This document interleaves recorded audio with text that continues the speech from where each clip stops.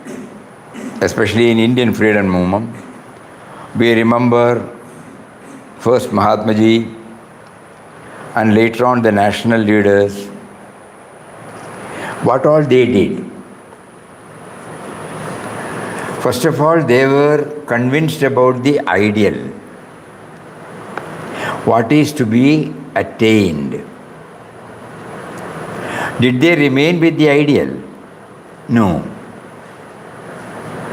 They were able to renounce so many things. Renounce their personal duties, personal commitment, personal living. For example, we remember we were in Wayanad, for a quite long time before coming to ashram. There we happened to, father used to identify Gandhians. One Raman Nair, who was having the Khadi shop in Calcutta at that time. Very, very sober person. Everybody will go to him. There is a fixed price. And during the Onam and Vishu period, there will be discount of 25%. So if we go near that, he will say, wait for another 10 days, you will get 25%. So we were asking father, he is not behaving like an ordinary businessman. Then he said, when Gandhiji gave a call during Quit India movement, 1942, this man who had 3-4 children, a small house and 1 or 2 acres of agricultural land, that's all. He just left everything and obeyed Gandhiji's instruction. There are many such people. So ideal, commitment toward the ideal, number one, and that paves the way for receding from the common run of life, sacrificing their personal life, and then on those days, Gandhiji said you should take the flag and go on foot. And when the police arrests, you should not resist. If he gives you half a dozen beating, you should not react. So such a great tapasya. It was not like a freedom movement to free something, Gandhiji wanted everyone to go through that tapasya, endurance, sahipatanme, to bear everything bravely. And then, when they come back, they don't expect any reward, recognition, appreciation. So that means God prompts us, we are involving ourselves. Beyond that, nothing. And because of that, we find he is free from the normal pull and push that one has in the material life. He was also a family man. 2-3 daughters and two sons and 2 daughters. And so what does it mean? So freedom movement, though it was a laudable involvement for the sake of the entire nation, as a spiritual aspirant it also teaches us, or today the Independence Day reminds us, we got only political independence. There were so many types of bondages we have. What we were in 1947 and what we are in 2022 is totally different. So steadily it has been going on. Similarly, I must be able to fix up the commitment of realizing my original nature. And when I am convinced about the aim of life, I must be able to recede myself from the present field where my mind gets occupied. And I must be able to do intense tapasya, intense self-control. And then during the journey, there will be so many tests, trials. So without compromising the ideals, I must be able to endure. And ultimately, when we come out, we become humble. We don't expect anything. Highly contented person. We have seen in him. Like that, there have been many. So our freedom movement not only freed us from the British rule, Gandhian movement was instrumental in touching and kindling the spiritual dimension behind it. Unfortunately, after a period of 10 or 15 years, slowly it started sliding because a new generation is coming up. Unless and until we pass on that culture to the next generation, we cannot blame the next generation. People, especially who are born after independence, they have only some academic ideas. They form their own opinion. But what was the real motive behind Gandhiji in leading the freedom movement? Unfortunately now, for reasons known to God only, it is not understood. The moment we think about freedom movement, what comes to our mind is only Gandhiji's life.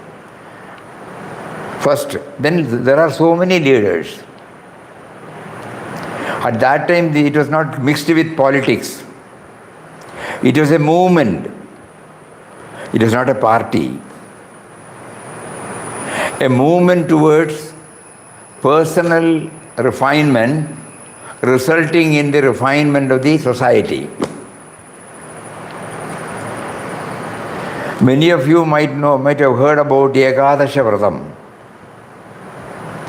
highlighted by Gandhiji. Anybody who would like to become a Gandhian is required to go through these 11 vratas. That means individual refinement alone can be instrumental for the refinement of the society. Gandhiji used freedom movement as an opportunity for that. From his writings we could understand that his aim is only to realize God.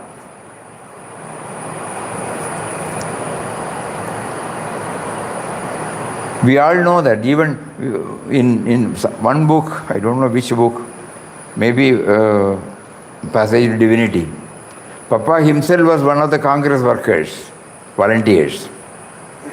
Because at that time it was not a party. It was a movement, Movement well rooted on moral, ethical values. That was the whole background of our freedom movement.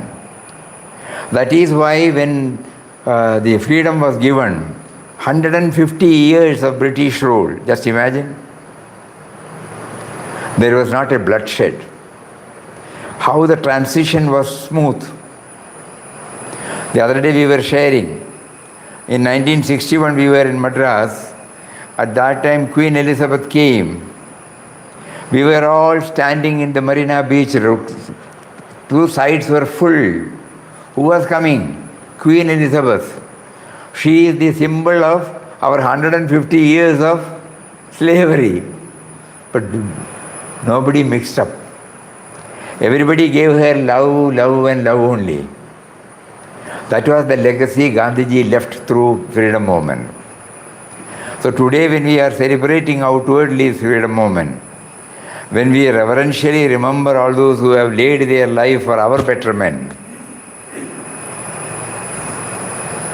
who have cleared the ambience for bringing out our own original faculties, capabilities, and that is why India is what India is today. Along with that, we should also remember that if adequate or sufficient importance is not given for individual refinement.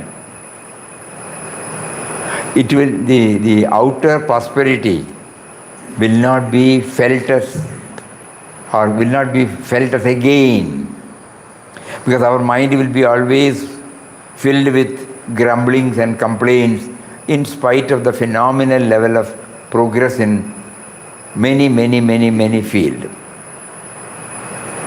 One more incident comes to our mind. We were all children. We don't remember the independent movement, independent day, though we were born before that. One thing we remember, there was acute food shortage. Red rice will be given. Acute food shortage. Later on we learned that at the time of our independence, we were only having 36 crores. Now we have got 140 crores. No food shortage, na? In terms of schools, colleges, vocational training centers, roads, buildings, transport, unimaginable. We have moved to an unimaginable height from what we were in 1947. But still you find people are not, people are not thinking about all these positive aspects. Why, The me to me has become strong. So we are even unaware of the bounteous gift God has given us. We should be proud of so many things today. An average Indian has definitely that. But if you see, if you open the page, today luckily all the English paper as well as the Malayalam paper, they have brought out something that connects us with the past. So people who belong to this transitional period, they can definitely see the vast difference. And of course, those who have been blessed to have something about Gandhiji's inspiring life and mission, they will definitely understand what is lacking now is not the outer prosperity, but the inner poverty. In spite of all these things, we still have grumblings, complaints, hurry-burry, everything, We don't have peaceful social life. Individually, people may be having, but social life, no. So on this day, let us try to remember that real freedom lies in the inner refinement. Borrowing Papa's words, he says, the inner riches should reveal our outer poverty. Inner riches. But here, outer prosperity is there, but inner poverty is there. Yesterday we were talking about that character efficiency, the second dimension. Productive efficiency is there very much, but inner character efficiency, that we have not given the due consideration for it during our life. Today morning, one headmaster came to our room. He is 76 years old. He was telling everything is okay. My wife is 2 years elder, younger to me. Daughters are there, they have been married, well settled. But still, he said,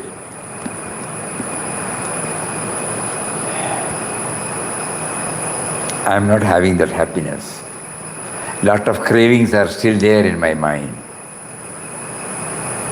So yesterday, we were reading, he must have been a good headmaster. Productive efficiency was there. But along with that, inner character efficiency was neglected, unknowingly, not knowingly. And that is the result. So on the Independence Day, we try to remember all these things. We are not belittling the importance of the noble leaders who have sacrificed their life, not only in the 1900s. 150 years. Even before that, we had a lot of problems,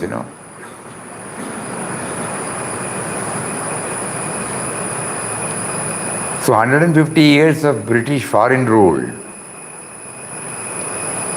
we were able to free ourselves, not by any other method, not by any force, not by resorting to violence, but by resorting to moral ethical laws.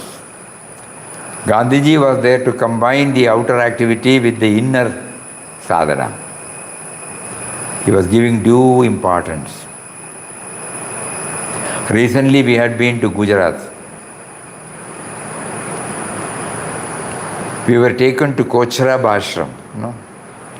That was the first Satyagraha ashram of Gandhiji.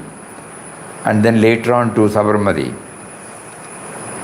Many times we have gone there, but still we went to the room where cooking was done. The same old, our old method, oven, our firewood, ovens, our grinding. If Gandhiji wanted anything could be had, because multi-millionaires used to give him. But he was leading a simple life. He was collecting funds for his various Harijan reform, Karyam propagation, so many things. What all he has touched upon, everything, education, and addictions, how to free ourselves from addictions, how to lead a value-based life, what should be the basis of education. There is not a single avenue or venue where Gandhiji has not applied his mind. All based on spiritual values, spiritual values, spiritual values. So that is the message we get the moment we go and stand before the national flag. And today when we chanted Janaganamana, and now 6 o'clock we all go to lower the flag. It is a symbol that reminds us of not only the political freedom we got, but also the great legacy Gandhiji had left, which we have failed to adhere to. So as spiritual children of Papa had great respect and reverence for Gandhiji. Why, Papa said, only after me going through Papa's teaching, we came to know that he was a realized soul. Then only we started reading books on those levels. Previously we were reading social reformer, freedom fighter, with a uniqueness, that's all. We all used to feel ahimsa is there, but never we thought it is a part of spiritual approach. But after coming in contact with Anandashram, after going through beloved Papa's teachings, we started realizing that Gandhiji was essentially a man of God. This is the word he used. So when somebody asked, Gandhiji does not say so that he has realized. He says he is yet to realize. So Gandhiji said, he is God, so he is searching for himself, that's all. And when the death of Gandhiji took place, he wrote a beautiful article, very touching article in Divine Life. So these are the things that come before us when we think about freedom movement. Freedom movement minus Gandhiji, we don't recognize. At the same time, you will all remember, it is a matter for research for every one of us. And though he was in the forefront and leading the whole nation, influencing a galaxy of leaders, on 15th August 1947, Gandhiji was not seen anywhere. Gandhiji was in a Harijan colony, observing his mound and spinning.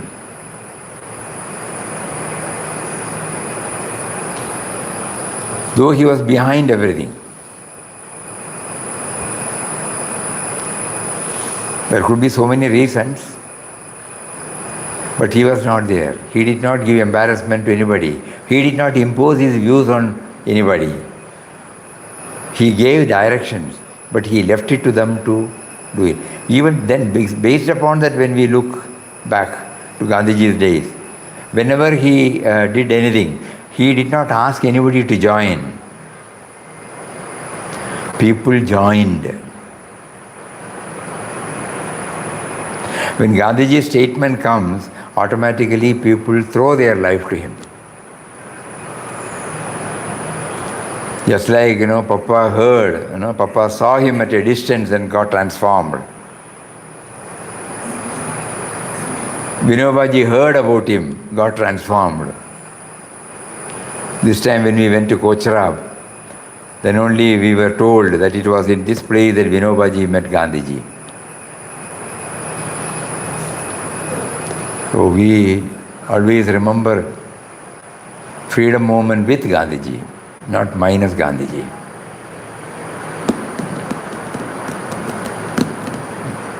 Anything else? Hari Om. Hari Om.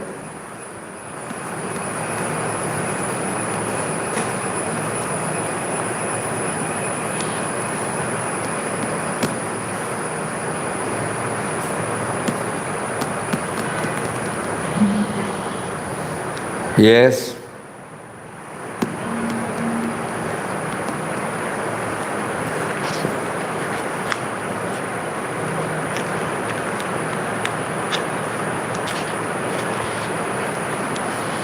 Yesterday we shared 2-3 anecdotes. Does anybody remember? Huh? I am there to feed. My rule is to feed people when they come hungry. My rule is to feed any man who comes hungry to our door, whatever his nature or antecedents. Then,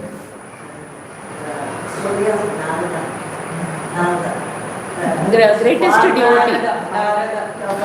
Narada, the farmer. We had heard it in a different way through Shettis, Bhujanga Shettis, but here this is something very, very, very touching. He says,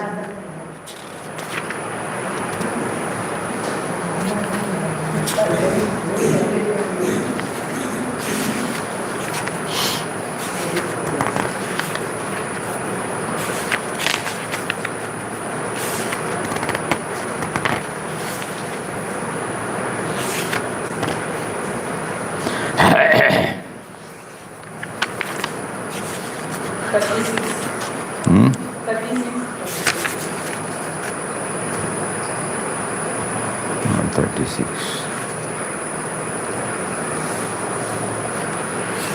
Not 36. 38. The great saint Narada once approached Lord Vishnu and asked, "O Lord, who is your greatest bhakta?" The Lord asked him to go over to a poor farmer in a certain village, who he said was his greatest bhakta. Narada visited the village and saw the farmer. He observed nothing special about him. The only thing he could note was that the farmer used to repeat Ramnam once in the morning before he started work and once in the evening before he retired. And for the rest of the day, he was engaged in his daily work.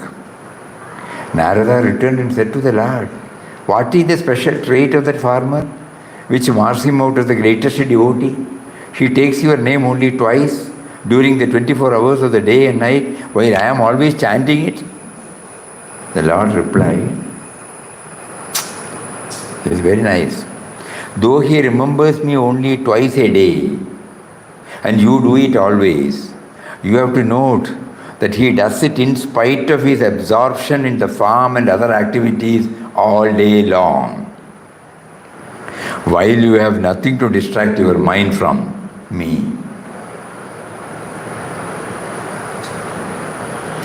Another difference is that while you are proud and self-conscious of your devotion, the farmer is quite humble and egoless.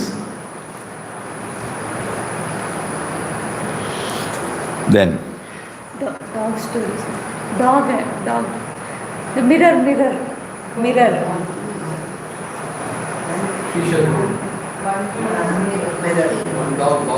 Dog.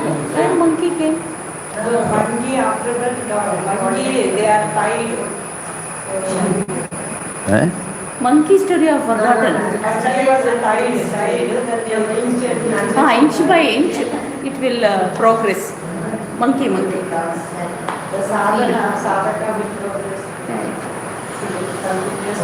Persistence. then. Anything else? And then Swami Ranganathananda. Ranganathananda Swamiji is what? Inner that- character efficiency. Outer productivity. Will become a broken. We did not complete that. Because simultaneously we had to translate in Tamil. It was an uphill task for us.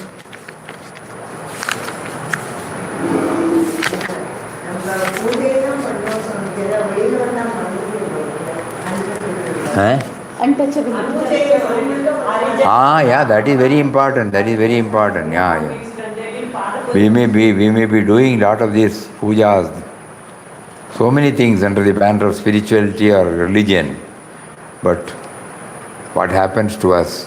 Whether we have been able to expand our love circle. Yeah. Buddhiyukto jahadiha.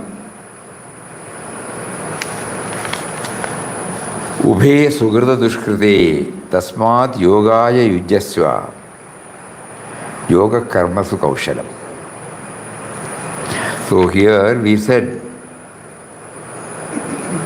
as you work, you bring blessings to society by your honest, efficient, cooperative labor in whatever fields you are working. See also that your inner life becomes qualitatively richer, full of joy, full of peace, full of love and concern for humanity. That is spiritual growth. Today we can call it a qualitative enrichment of human life. Language is a plastic in Swamiji's hands. Today we can call it a qualitative enrichment of human life. Quantity of production, quantity of consumption, we stress again and again. And all work efficiency goes for that. And this consumption goes on, galloping, even beyond the luxuries of life. A mad consumerism has set in. That is civilization today. Mad consumerism. That is desire-based life. You go to the mall, you see things, you buy. Not that whether you need it or not, Need-based life, desire-based life. So Swamiji wants, even in his period,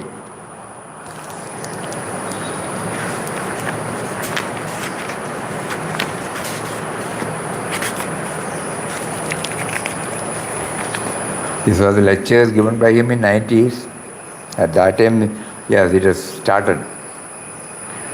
For the past 35 years now, it is galloping, as it were. We see things and then buy, And of course, when we sit before TV or when we... Mobile. So many advertisements keeps on coming. That is the order of the day. Oh, this is there. Immediately we somehow go to the market and buy and keep. The charm will be there for a few days. Afterwards, that is also kept somewhere. So he has beautifully, and all work efficiency goes for that. And this consumption goes on galloping even beyond the luxuries of life. A mad consumerism has set in. That is the civilization today. But the result is the qualitative impoverishment of man. What is needed is qualitative enrichment, Because modern science has no insight into human nature beyond the sensory level. Therefore, one aspect of efficiency is stressed, the other is neglected. Productive efficiency comes, no doubt. New ideas, innovative, creative ideas come, no doubt. But that is slowly attracting the attention of the modern mind. And there is a science and technology by which you can enrich yourself qualitatively.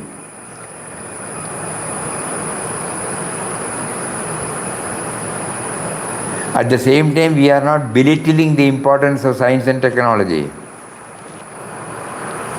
Yesterday evening, somebody came to our room and then in our council, he was asking, what is meant by Vikshepa?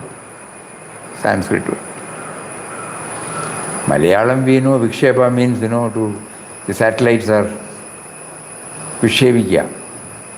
And normally we know Vikshepa is the play of the mind, vacillating mind. But again, we want to know what exactly it is. So we go to Google Baba. Immediately he refers, Then only we came to know that Vikshepa is a prominent word in Buddhism. So what all pain they have taken to unearth all these things when we ask for something. So science and technology has also that when he says that there is a science and technology by which you can enrich yourself qualitatively. The second aspect.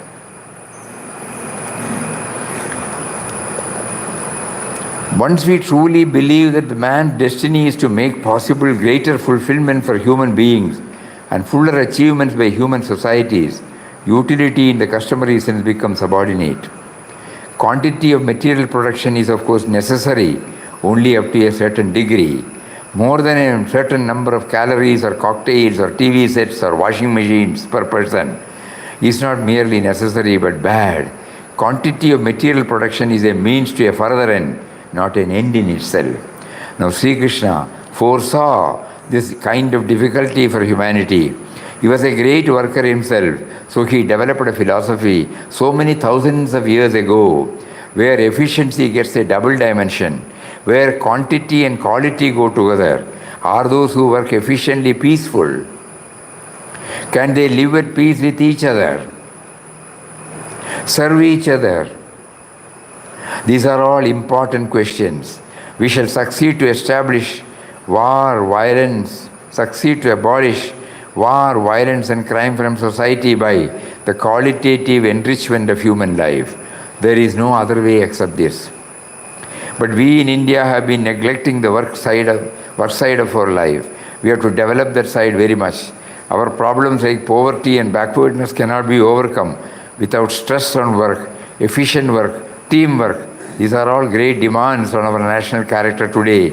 When we become good workers, producing goods and services, we shall solve the problem of mass poverty in India. All the 800 million people were well-fed, well-educated, well-housed. What a beautiful development will it be. So productive efficiency is a profound message for all of us in these developing countries, especially for India and Africa. But even in the course of doing so, we should not neglect the second dimension. We have already started neglecting it. We are already reaping its bitter fruits. More of mental tension, more of strain, more of breakdown. All these things are also coming to us. Counseling, which is something we have not heard at all, Mental depression, confusion, More of mental tension, more of strain, more of breakdown. And to us till now, religion means only doing some ritual or paying some money to the priest to do the ritual. No benefit is going to come to you thereby unless your mind is trained. All happiness and peace come from and in the mind. They don't come from outside. Peace. Forget about God realization, this and that. We want peace. No? Everybody is unanimous in this.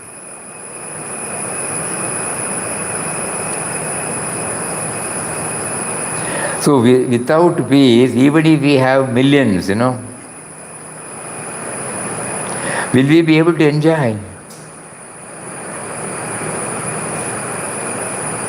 The present day, in the present day world, the younger generation can definitely understand, because their life was very hard, They had to struggle forward.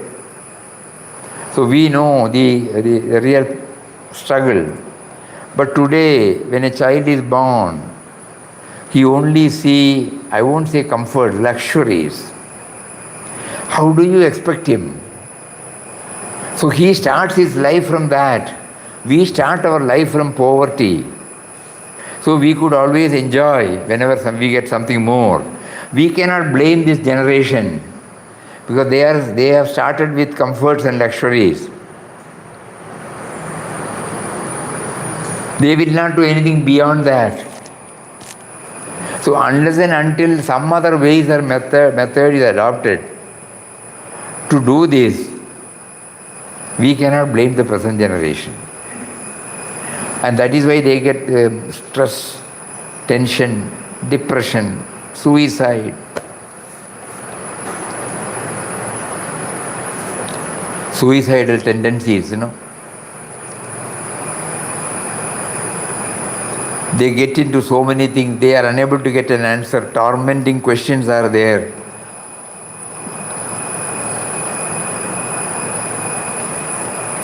Whenever somebody comes, why they come here to ashrams? For peace. When they go to temple, why do they go to the temple? Peace. This aspect we have forgotten. It just becomes a routine. We will go to the temple, we will go to the ashram. But really we are all peace seekers. So unless and until I know that, how will I get? So this concept of personality efficiency, inward efficiency, is very much needed in all parts of the world today. That is the special declaration, Yoga Karmasu Kaushalam, is a unique type of definition of man's spiritual life, not opposed to man's worldly life, but comprehending both of them. Yoga of the Gita comprehends both dimensions of human life: outer life, inner life. Outer life of work, inner life of inward development. One should be active, dynamic, protective, creative. But at the same time, he should also strive for inner development, inward development. Gita does not make a gulf between one's secular life and religious life. That gulf has been bridged by Sri Krishna ages ago. So this definition will appeal to every thinking mind, to every national mind, to agnostics, even to atheists who are afraid of the world, religion or God. There is no religion in all this by way of dogma and ritual in the normal sense of the term. It is a comprehensive philosophy of life, philosophy and spirituality of life that one gets from yoga of the Gita. It is meant for every human being. Let us, Sri Krishna says, be yogis. Sri Krishna is whispering to everybody, be a yogi. Immediately many of us may come to the wrong conclusion. To be a yogi, we must be a special kind of people, some magic, some miracles. This and that must be there to be yogis. Recently we had been to a place where, the mother came, great devotee of ashram, and she has got a son. We don't know what exactly she told. The boy came and asked, you can also do magic?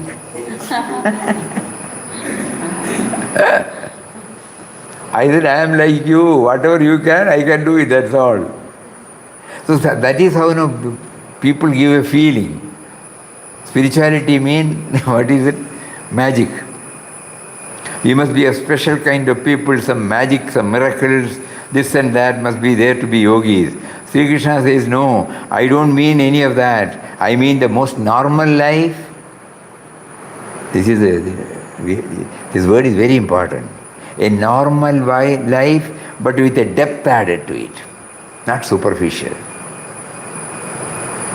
Normal life with a depth added to it. You are living, you are working, you are dealing with others, and in all these you are also shaping your mind and heart, trying to manifest the divine spark that is within you. In this way, a parallel development takes place. Externally, social welfare and development. Inwardly, spiritual growth and fulfillment. Atmano mokshartam jagat hitaya. Both should go hand in hand. Striving to realize the Atman within me. At the same time, ensuring that what is hitagaram, what is beneficial for the society, that only should come from me. Both.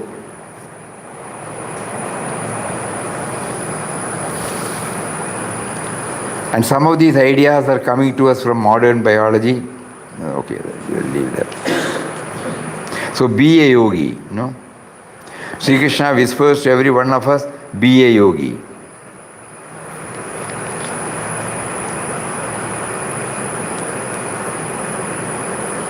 Work hard. Bring happiness and welfare to society through your work. This cannot be done by simply praying to God or by performing some rituals. That has been our mistake. We sought for material improvement by rituals and ceremonies. To obtain wealth, one installs a picture of Lakshmi, goddess of wealth, goes on doing arati before the picture. That was the foolish thing many people did. Go and work. That is what creates Lakshmi. Lakshmi is the product of efficient labor, cooperative labor. In recent centuries, we forgot cleanly this truth. One can worship the picture of the goddess after doing hard work. Not understanding the meaning of Saraswati, goddess of knowledge, by merely worshipping a picture of Saraswati, we are not going to achieve a knowledge. These are only symbolic worship. Just a picture you worship once in a year and be quite happy after doing hard and productive work and after study of books and thinking for oneself. That is how knowledge comes. That lesson we forgot. We have to regain and relearn it today. It shall be true devotees of Saraswati and Lakshmi, and we shall learn a new lesson in this modern period, which Swami Vivekananda particularly stressed, that Lakshmi is the product of Saraswati. The more knowledge you have, the more wealth you will be able to create. Ignorance is not able to create wealth. First, therefore, pursue knowledge. That is called the worship of Saraswati. Then apply the knowledge to the nature's forces around you. That becomes wealth. That becomes Lakshmi. They are very true, beautiful, loving sisters. The old experience was they were jealous sisters. Wherever Lakshmi comes, there Saraswati will run away, and vice versa. In our case, it was true. Rich people may not have much knowledge, and knowing people will not have much wealth. That has been our condition, not understanding the true meaning of Lakshmi and Saraswati.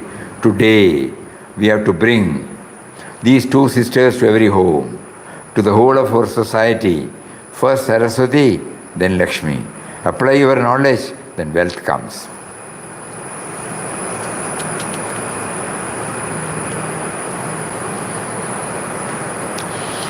Sri Krishna had earlier said, Salpamapyasya dharmasya trayate mahatu bhayat.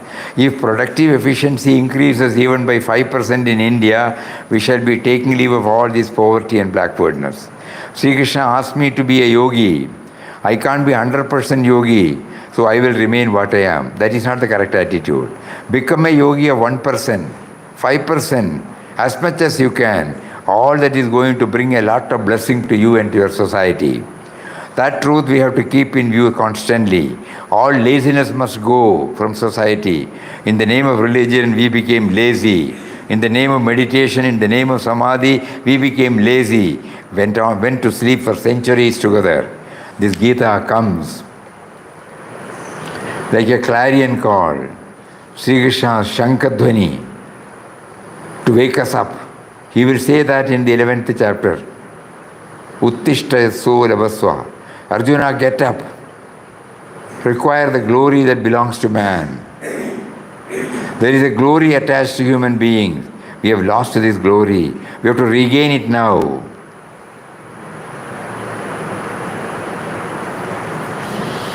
And one more thing we will read, very interesting. About the priest.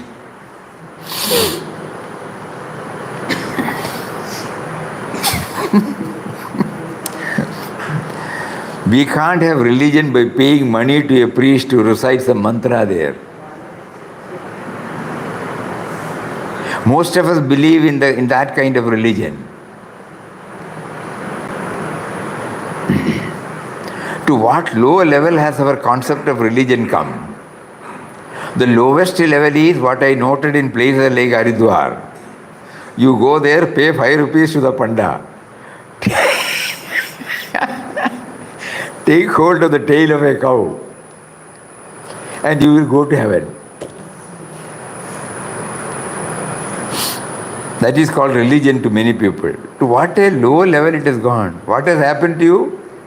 Nothing. Panda got 5 rupees. You held the tail of a cow. You are the same. Cow is the same. Panda is the same. No difference at all.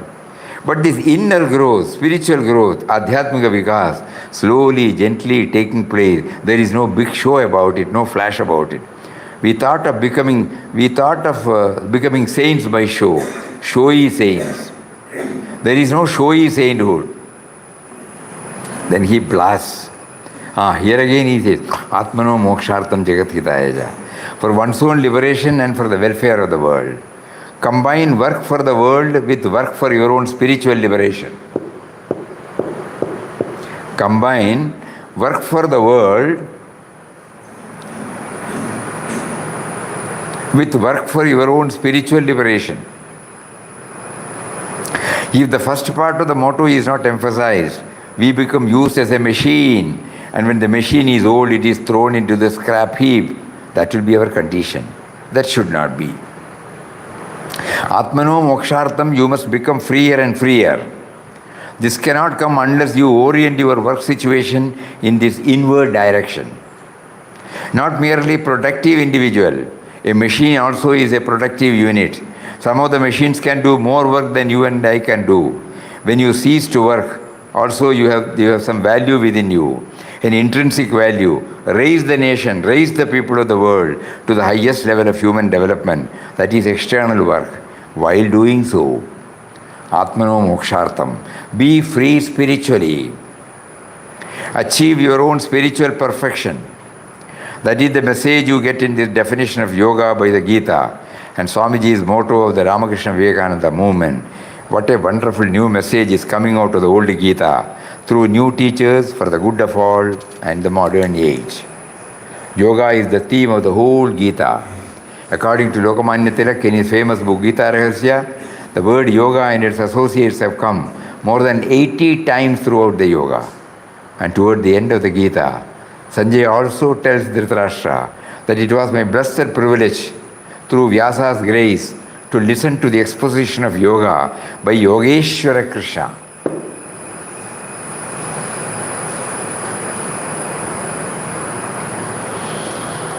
Also at the end of every chapter of the Gita, it is reiterated, that is the exposition of the science of yoga. Srimad Bhagavad Gita Su, Upanishadsu, Brahma Vidyayam, Yoga Shastre, Sri Krishna Arjuna Samvade. Thus in Bhagavad Gita, in this Bhagavad Gita, it is an Upanishad taken out of Brahma Vidya.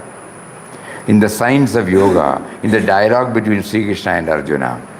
I wish to stress this point, that the entire stress in the Gita is on man and woman at work, field. And how to utilize that work situation for one's own good and for the good of the world. A few verses later, Arjuna is going to ask this question. What is the nature of the stability, the strength?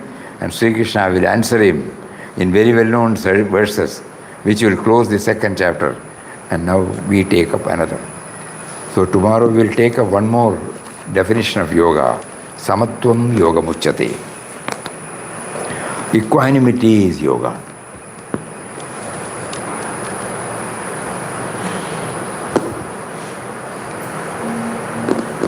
So the the take-home message is that whatever we do, outwardly we may get applause, we may get appreciation, we may get reward, we may get recognition.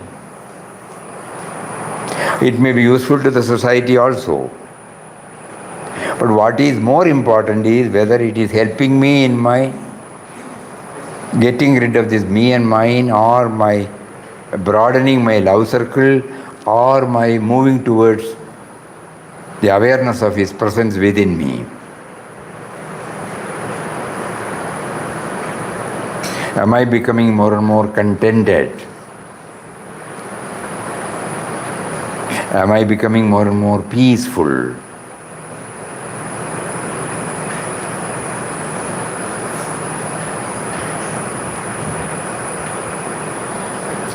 So this is something on which we have to keep on thinking. So we started the day with something on independence. So this is the real independence.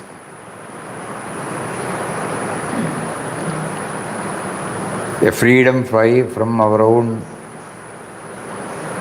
baggages.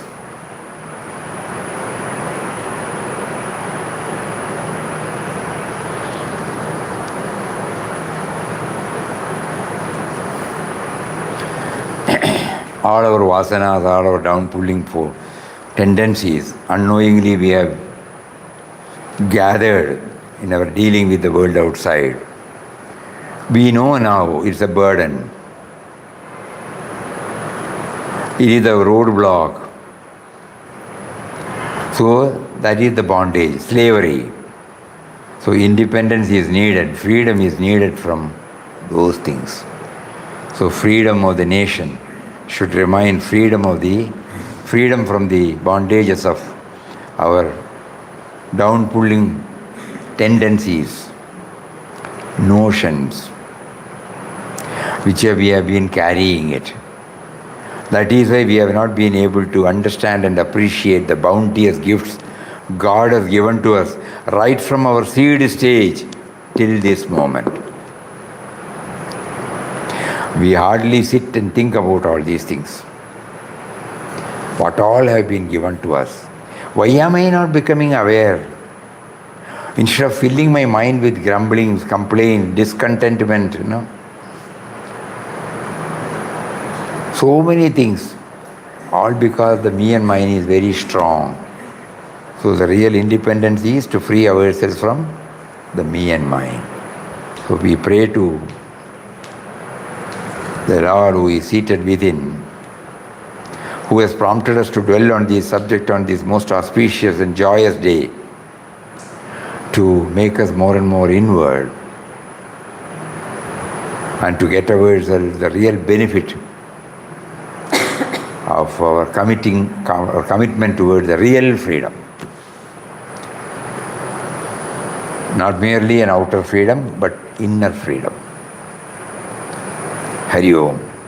Om Sri Ram Jai Ram Jai Jai Ram Om Sri Ram Jai Ram Jai Jai Ram Om.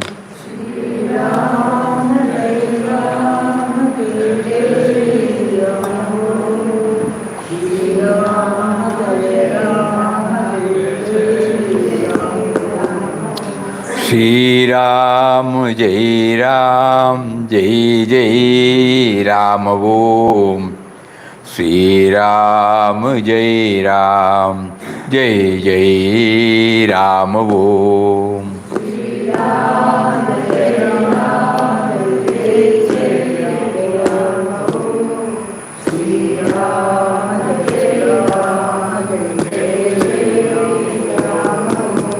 Shri Ram Jai Ram Jai Jai Ram Om Shri Ram Jai Ram Jai Jai Ram Om.